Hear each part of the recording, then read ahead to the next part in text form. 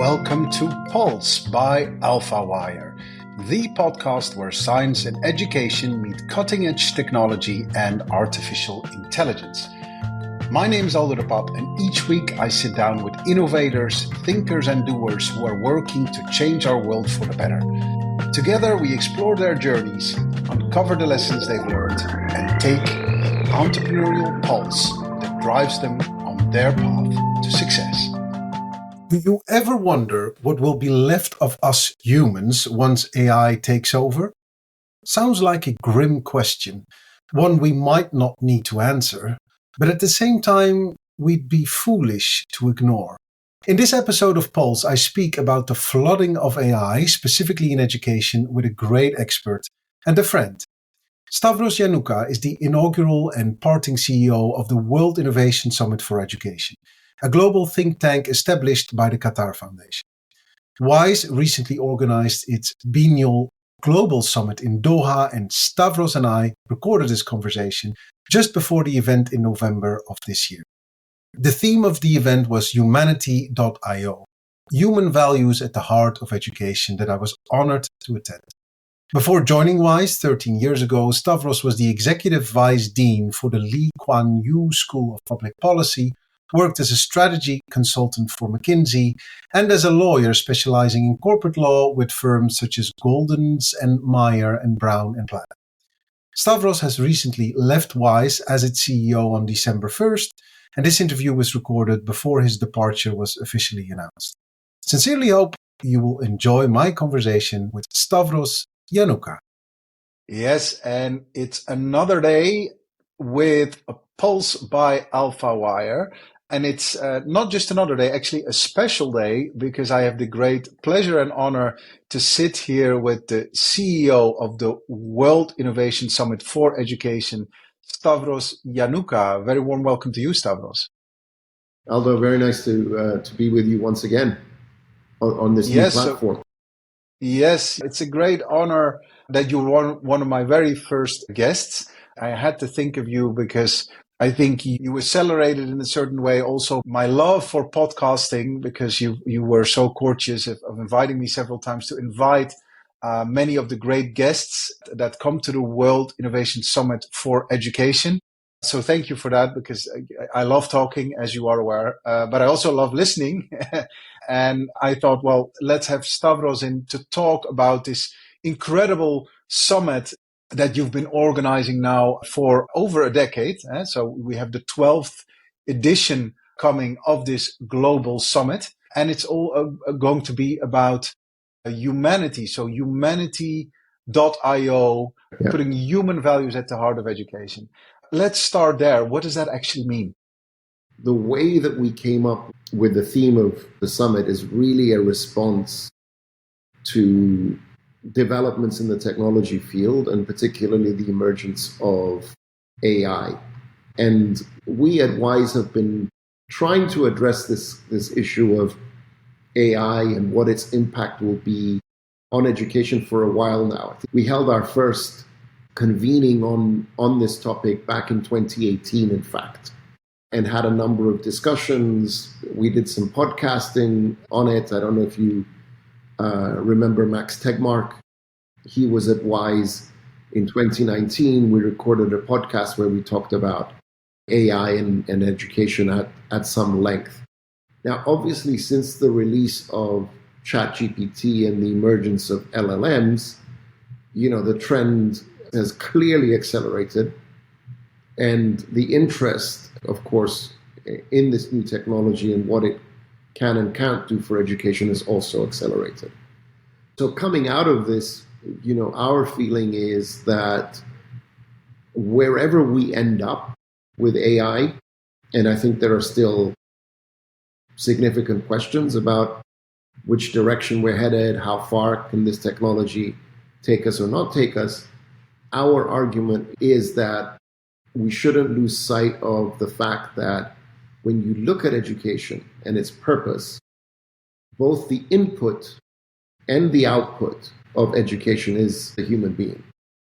Hence the .io, input, output. And that however we structure these tools and make use of this technology, it needs to reflect our values and our priorities. So in some ways, it's a call to action as much as it is a topic for discussion to make sure that, as we deploy AI across the board, but in our case, specifically for education, that we don't lose sight of this imperative. I like what you say, input and output, it's all human beings. So we shouldn't just, develop AI for the sake of AI. We're not serving AI, we're serving human beings and what is in their interest, right? Specifically, if we talk about teaching and learning, early learning, these are our children we're talking about. And how would we like them to function as, normal human beings in a world that has AI a lot more in the center of things than we have it at the moment. And at the global summit that takes place at the end of November, many experts will come together and talk a little bit about or give their version of events as to what, that transformation could be, right? That's the idea. I want to dive into further to the format of the summit because I think it's such a great gathering, global gathering, genuinely. People from all over the world that come together that speak about education, interwoven with many topics. In this case, it's going to be the input and output with regards to the human when it comes to AI, but we've had many other topics before. As WISE is not just this gathering, right? We are a think and do tank that happens to host this forum every 2 years. We have a very rich research agenda and, of course, programs, including an education technology accelerator that works with founders. You were one of those founders in a previous iteration of your career, Aldo. So what we did there was really build a research agenda in particular and build a programmatic agenda around trying to understand how, AI could impact and be used within the context of education. And so part of what we're going to do at this summit, which is on the 24th and 25th of November of this year, is really report back on what we've seen through our research and through our work with startups, specifically how AI is being deployed, to support teachers, to improve and enhance learning outcomes. At least that's the intent. The extent to which, for example, professional development that looks to train up teachers on how to make best use of the tools. Okay, it's going to impact education. Let's make sure that impact is something that we, and by we, I mean, in humanity in its broadest context, is shaping and influencing in a manner that serves our values and our interests. Take me back to the very first WISE. If you look back on kind of, for the very first time setting this up and growing this initiative, or the very first time you were involved, what do you think has changed? Oh, wow. Okay. If I were to do sort of a retrospective, I would say, so I came in when WISE was at 3 years old.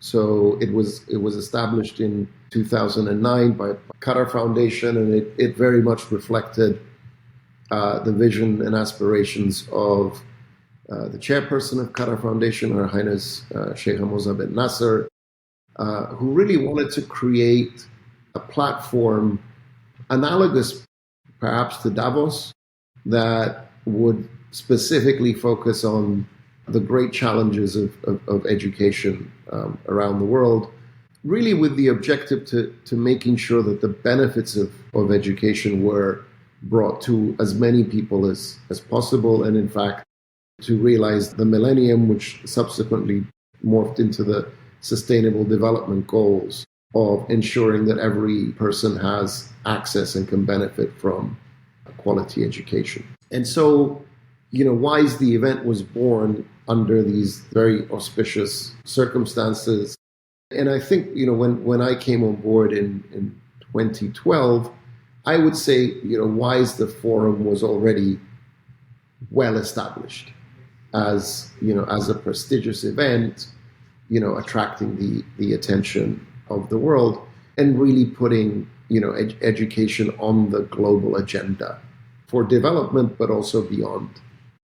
My contribution over the past 13 years was really to build on that very solid foundation, to develop that research agenda, to develop a set of programs that moved WISE, beyond being a platform for debate and almost like a showcase of solutions into being now an active participant in trying to shape the global agenda, in trying to seed the development of solutions to really be a protagonist is maybe too strong a word, but a participant in the promotion of innovation, the active promotion of innovation in education. Again, with a view to addressing the long-standing challenges that we have around teaching and learning and making sure that quality education is not just the preserve of, a global minority in wealthy countries, but really it cascades to everyone who needs it and wants it. So that's what I would, how I would summarize it. And that's why, we launched a research effort. We launched the accelerator, wanting directly to work with founders, with educators, with innovators. We didn't want to just limit ourselves to the high-level policy discussions, because again, as someone who has been active in the space, you know very well that without influencing teachers, without influencing school leaders, without influencing university presidents, professors, and so on, change doesn't happen in education. It doesn't happen simply because you have the right policies in place. Of course, they're necessary, they help, but I think more than any other field, you have to work from the ground up in education to have lasting impact and change. If I could respond to that from, someone who has undergone the great experience of WISE through the accelerator, I believe I was a participant in the accelerator in 2015, 2016. So very early on. That would have been the second or the third cohort. Yeah. Yeah. I think I was early, very early days. Yeah, very cohort. Early days. Yeah. But I think beautifully set up, loads of people helping out across the board and giving us platform, really giving us the opportunity to talk to other people. And I think that is so important still to date. I recall being at the event in 2023, and then what I noticed was young, excited, enthusiastic people coming with ideas and basically throwing these ideas at all the other participants. And for me, it was also like, oh, that's great. And have you considered this and this, or so and so, or have you looked there and there, right? Because so many of these ideas, they come from a very good place. People are very excited by this idea and they're on fire about the idea. It's just like helping them fine tune the idea and also pointing them in the direction of maybe something similar that has been tried before, right? Whether it was successful, yes or no, but it's good to kind of make sure in a difficult ecosystem, because education is global, it's everywhere, and so many people, of course, want to improve it. But it's also very good to point them to what's already been done and what has been tried and what worked and what didn't work, so we can learn from one another, right? So there's this genuine exchange of ideas. And I think you in person very often do that with me. It's like, hey, have you spoken to this person? Maybe this is good to talk to that person and to reach out. It's like just making those connections. They're so valuable, right? So only for that, I think that's great, specifically as a starting founder in a world that is so complex, right? Because education isn't easy. It's not for the faint of heart. Yeah, you need to be patient. I mean, again, I'm preaching to the choir here. You certainly need to be very patient, and you need to be able to manage multiple stakeholders, because it's an enterprise that touches just about everyone. Whether you like it or not, you're involved in education. Look at it from an organizational perspective, maybe a little bit from a helicopter, like how do we set up a platform that facilitates all these things, right? So, which is different from I'm a lifelong educator, like I'm not, but many people that you meet at WISE, they might come in from a different angle. So what I think is so interesting is your perspective on setting up this platform and making sure that it becomes successful, right? That is an interesting perspective. And my question was going to be, is that a perspective that always works, or do you sometimes feel you need to be on a different chair? I mean, ultimately, I think your success or failure hinges largely on the people that you can bring to support you. Obviously your team, but also making sure that various stakeholders are on board. To a certain extent, it's down to just maybe good old-fashioned management, or if you want to jazz it up a bit more, it's about leadership. But I don't mind saying it's really about good management and making sure you have the right team. That team feels empowered, supported. One thing I knew I didn't have was I didn't have all the answers, right? In terms of how you fix education, right? So that perhaps 100%. Allowed me to be much more, open-minded or less fixated about one particular approach versus another. And I think that ultimately helped Wise become this more inclusive platform. And I use the term inclusive in maybe in its original sense of making sure you have a broad spectrum of ideas and solutions. Yeah.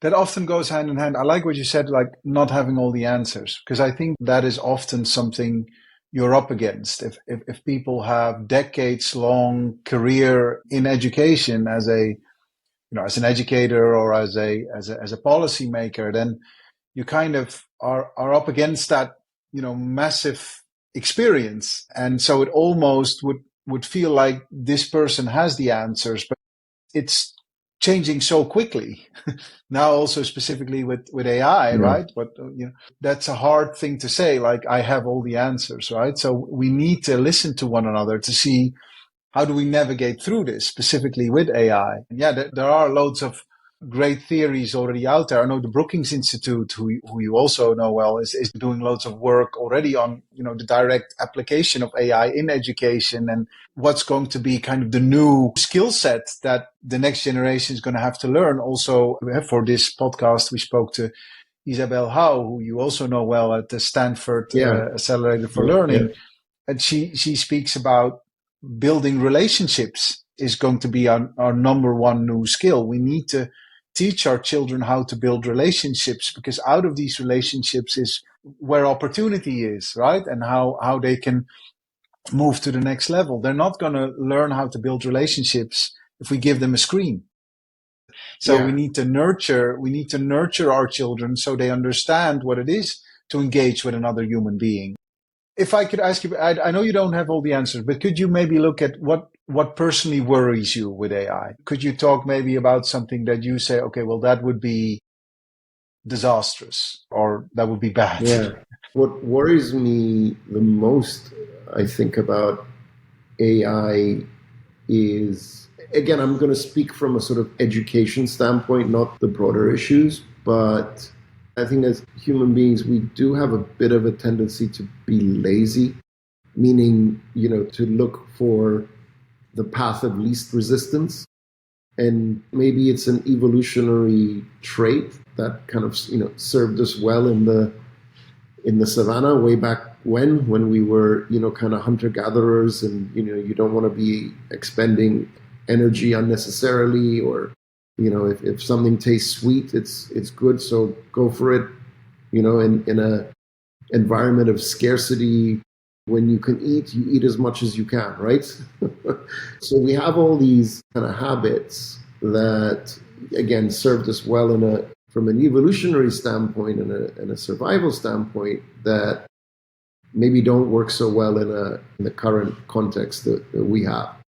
And I worry with AI that, we have developed this tool now that is going to be able to do things and give us answers and write great emails for us and summarize books, that the temptation for us to not want to do the hard work of learning for ourselves is going to be too irresistible for many people. I draw an analogy with the availability of, calorie-rich food, right? We are in an environment where actually more human beings now suffer from obesity than from malnutrition around the world. It's not limited just to wealthy countries.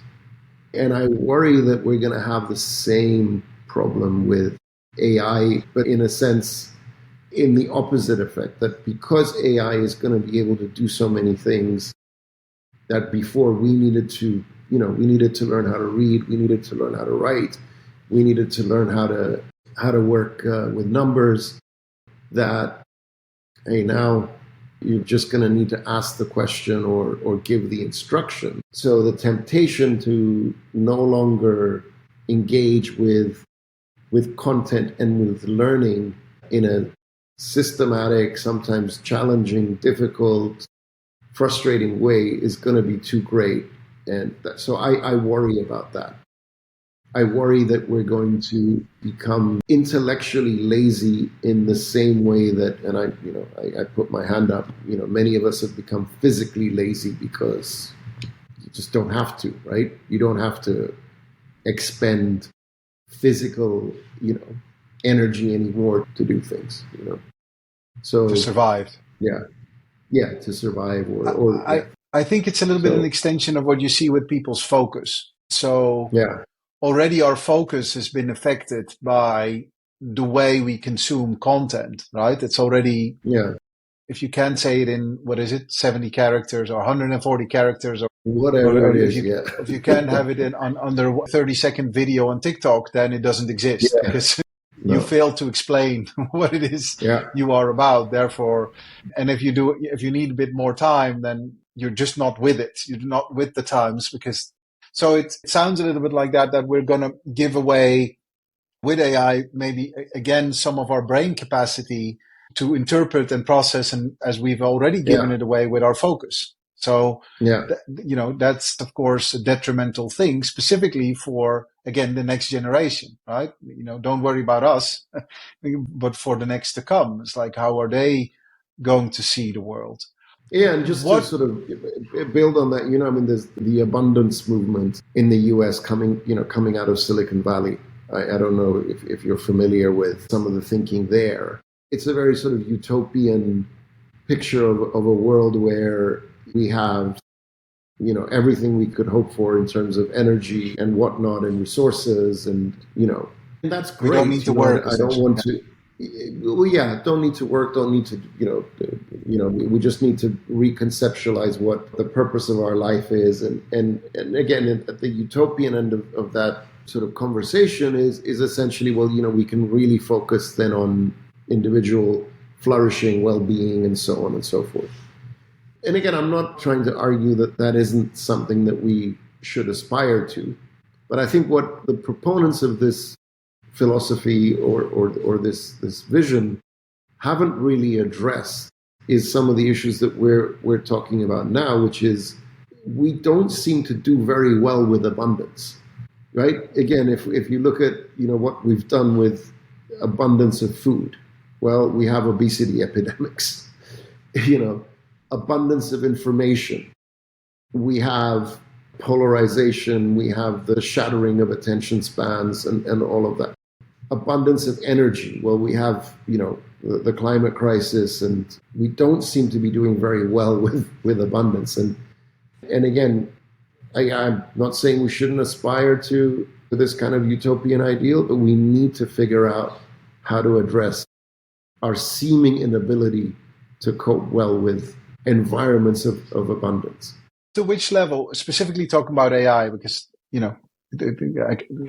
need to focus. So I've taken us on a bit of a tangent, I know. No, it's great. I love it. I love it. But up to which level do you think regulation will help? Because one of the things that I think is very interesting, that I'm taking one step back, not necessarily AI, but just the way we are working with online. So where we use all these tools. There's a professor at UCL was listening to a podcast the other day, and she says the problem with it is so in whatever we consume, there's regulation, whether it's medication or whether this is food or, pretty much our world, many of the elements of what we do, we are protected as a consumer. That is not yet the case when we use online applications, because in many cases, we are the product, not the consumer. So she kind of, and I think that was such an interesting thing, and it kind of, it rocked my mind a little bit, because it's indeed true that for many applications, it's like, it's free, free, free, free. Why? Because you are the product.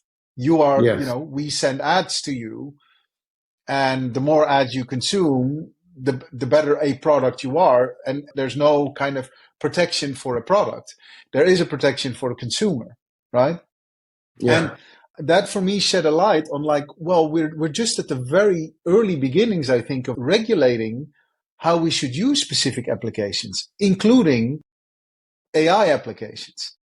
And I kind of felt like here's where humans need to come in, and where we need to get together and kind of say, like, if we take a right here or a left here, it's going to go wrong. It's going to go horribly wrong. We need to kind of see this from other sectors and industries and other practices of what we have as humans have done.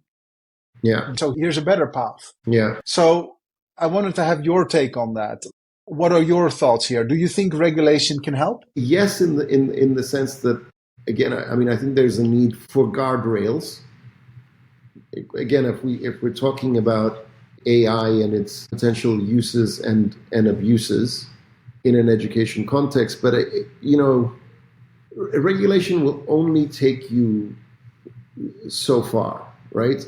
Again, we have strict regulations, as you rightly point out, around the safety of foodstuffs. And sure, we're not dying of food poisoning and all that in large numbers, thankfully. But it hasn't sort of addressed the major challenges, again, that comes with the abundant availability of calorie-rich foodstuffs, for example, right?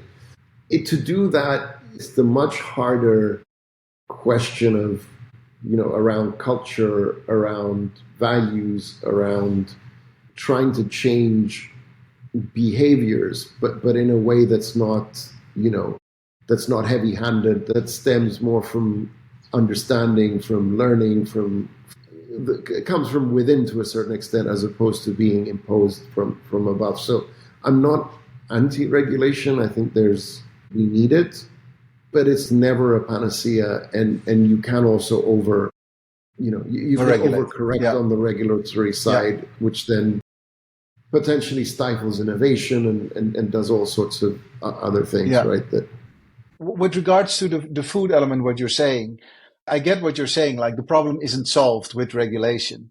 However, the problem is acknowledged, because I think a lot of people are aware of what obesity is and what we can do about it, right? But then we came up with another shortcut, which is, of course, this weight loss drug, right? So loads of people are taking weight loss drugs, which then gets them hooked for the rest of their lives, which you should question, like, is this something for you or not? It's like, once you start taking it, you can't stop taking it, right? Yeah. But what I mean to say is, like, it is a concretely acknowledged problem, and therefore other organizations come to the table that say, hey, here's what you can do. It is indeed a problem that these organizations, they need platform, and they need to kind of be able to spread their message. But I do think we're going to see that on AI as well, as you are also seeing it on things like tech addiction for Generation Z. That's also a very big problem, right? About these social media things, people over consuming. I think that needs to come in the open. We need to start talking about it. And for that matter, maybe regulation is, of course, what is decided by law on one hand, which is good if it's called out on that level. But regulation for me is also working with organizations that say, no, I'm not okay with my child being 24/7 on the phone, right? Because it's bad, and let's get rid of them. School movements saying no phones here in this building. Right? I don't care. It's not happening, right? Kind of all those bits and bobs. I do think there's something to say that, and that's also the human, talking about human input and output. I think that's the human factor that can fight back and basically say, I'm not having this, essentially. I think there's always a need for judicious regulation of new technologies or new products. And yeah, but it needs to work alongside and with the evidence. I think that would be my first starting point is we need to set ourselves up to understand the impact at the level of rigorous evidence. And then it needs to sort of follow that evidence, but then also work alongside things like, changing social norms and behaviors and values. So with AI and sort of tying it back to some of the concerns that I have. So for example, I'm personally very much in favor of using AI to support teachers, to act almost as a sort of super teaching assistant, so that they can then, be more effective at what they do. I'm not necessarily in favor of, especially younger kids, being put in front of a chatbot, and that's the main way that they learn. I'm even in favor of saying, we should still be teaching handwriting, for example, because there's evidence that the slower, process of writing things by hand actually helps learning, as opposed to typing or soon dictating or having the AI assistant take notes for you. Right? Yeah. which is something that and the same goes for reading. I had the great honor of speaking I agree. To a professor in reading from Stavanger University, and she said what people forget, because she was up against people that wanted to digitize books like Kindle and kind of all these equipment. She said what people forget is that the book is an invention in and of itself. Why don't we celebrate that invention instead of trying to replace it with something digital? And so she had done numerous tests whereby she worked with students, same level, same classes, and then one group she split them into two. One group she gave kind of a tablet, and the other one she gave it kind of the same text in writing, just printed. And the group that had it in print achieved far more than the one that had it on a tablet. You're not going to get the same effects. So stop trying to overrule this, because we have thousands of years to prove that it works. So leave it alone. So, and I back her, right? So and the same for writing, calligraphy. Fair enough. Yeah. What you're also highlighting, Aldo, is again, I think the need for evidence, and again, when it comes to things like reading, writing, arithmetic, the sort of the foundations of education, we should be careful not to get rid of things that work in our efforts to innovate and to introduce approaches. Having said that, the sad reality that we are confronted with around the world is that far too many kids today are not learning. And that's got nothing to do with technology. It's just that, too many school systems are failing at this very, very fundamental and basic level. And we don't have time now to go into the causes, but there is a very real need for us to think about how we reinforce those school systems and those teachers to make sure that they deliver on just the basic promise of education. Yeah. We forget that sometimes. Huh? I mean, I hadn't forgotten, but it is true that when we're so advanced into AI and this tool and that tool and, this to the fourth or the fifth, it's a specific Western perception on education. Whereas in many parts of this world, kids don't even get to go to school, or there's, or the level, as you say, is so bad that there's nothing in it for them. So there's no future because of it. And AI was, I remember from the last summit, that one of the panel members said we should try to make sure that AI is a genuine equalizer, so that everyone can access AI, not just a select few, right? So that is another thing to discuss. We're almost at the end of our interview, Stavros, and I'm so grateful for your time. I have two more questions before my last question. So one question is just going back to this summit, this very exciting summit in November. What do you hope would be the outcome of such a summit? Ultimately, what forums such as WISE do is they bring people together to have conversations and to try and forge common ground around challenges that we face as individuals, as societies, as one sort of human, creating a sense that we're in this together as one global civilization. And I want to say that we let go of such initiatives at our peril. There is tremendous value in bringing people together, and it's intangible, I know, but what differentiates us is it's what when Isabel talked about relationships, right? That is one of the distinctive features about human beings, is that we forge relationships and we forge groups and we come together as collectives to advance and even to survive, right? I mean, that's our superpower. Yeah, and they inspire and ignite us to go further, right? I like what you said about you can always go back and find your way to the people that you've spoken to, that you have met, right, in Doha, and kind of revisit or help, ask them to help you. But at the same time, it's also a great kind of, feels a bit like a summer camp. Like you're all ignited, you're all kind of, yes, let's do this, let's take this on. Right? Even if they think differently, that's okay. I mean, the fact that you can hear from people, and you can sort of look them in the eye and sit down with them and, share a coffee, even if you disagree on, the best approach to teaching mathematics, it is part of the process of humanizing people that have different opinions from you. And again, I mean, that is something that we shouldn't abandon lightly. 100%. 100%. My very last question, as always, is about reading. A book that on your journey from Cyprus to Singapore to Doha, is there one book that maybe inspired you, or maybe two, or something reading that you say, hey, this is what got me going in my path on who I am today?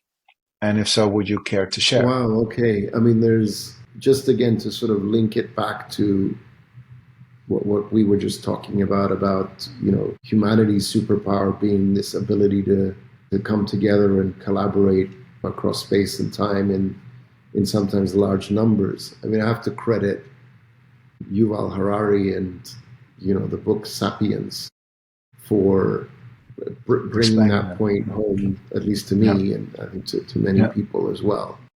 So that's been for me quite an influential text. Another book that I read recently that has been quite influential has been Tom Holland's *Dominion*, which is really a history of Christianity and the influence that it has had on secular Western thinking.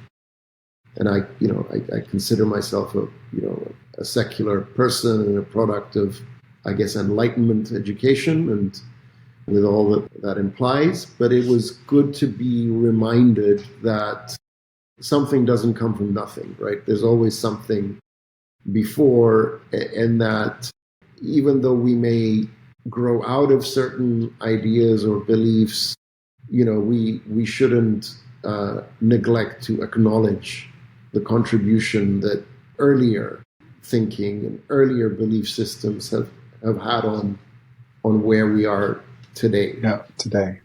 And again, that's a book that in some ways changed my mind about certain things, encouraged me to think maybe a little differently about how we view our past and these earlier traditions, right? Whether they're religious or philosophical or otherwise. Yeah. And to be less dismissive, if you will, of these earlier traditions. Yeah, most definitely. I mean, it always teaches me things never happen in isolation, right? They're always connected, and we sometimes tend to think like, hey, I just came up with this, or we as a group came up with this. It's like, no, it's never been that way. There's always we have a sort of seemingly unending capacity to reinvent the wheel. Yeah, exactly. But, it also stems from just simply an inability to consume everything that's been produced in terms of knowledge, right? A single human being cannot, it's just impossible. Loads of work to be done, Stavros. Thank you so much for your time. Yeah, I enjoy talking to you very much. It was a pleasure. Thank you so much. So I'm going to have as a call to action WISE, the summit, the upcoming summit in November 23rd and 24th of November, humanity.io. 24th and 25th. Apologies, 24th and 25th of November, but also so much more around WISE, and we'll be sure to include the link to WISE in our show notes so people can visit it and educate themselves on all these things that are out there. A great pleasure to have spoken to the CEO of the World Innovation Summit for Education, Stavros Yiannouka. Thanks so much. Thank you, Aldo. You've listened to Pulse by AlphaWire, produced by Natalie Piles and Amela Faisal, with great music, The Optimist, written by Holly Hamill, performed and produced by ALO. Episodes hosted weekly by me, Aldo de Pape.